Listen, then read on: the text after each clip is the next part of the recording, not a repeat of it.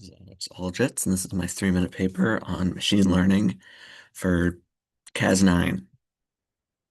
It's by people in Hong Kong. So the authors basically are using machine learning to kind of speed up the engineering process of this Cas9.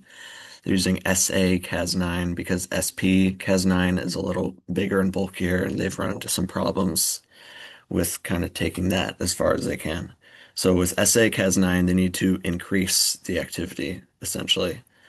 So they're going to use machine learning to kind of speed up the screening process and not use as much experimental processes.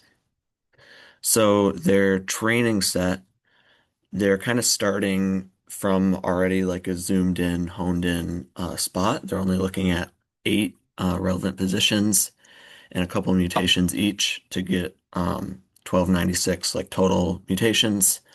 And then they experimentally found 20% of those. Um, so that's our step one here. Then they basically found that a diverse data set helped the model with ones that performed well and didn't perform well in the experimental process.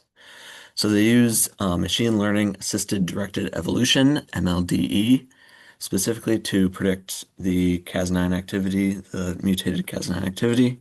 They use Georgiev embedding, which I thought was a little interesting because that is context free, and the Bepler has context on basically what we have an amino acid here and what's around it, what's it kind of it, how's it behaving in relative to other stuff. But the Georgiev, they said had less like false positives where the model would predict something to be well performing when it wasn't.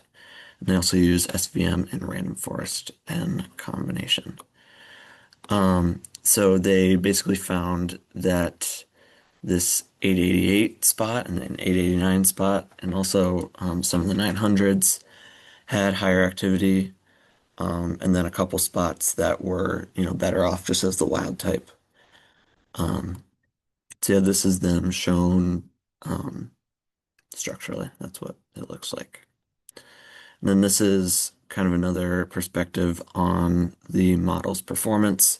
The red ones are kind of the top 5% performing that the model said, and then the black outlined ones are the top performing from the experimental assays. So these were tested experimentally and shown to perform better than the wild type. Specifically, you can see it here. Um, this middle green one is the R in the cube with the 888 and 889.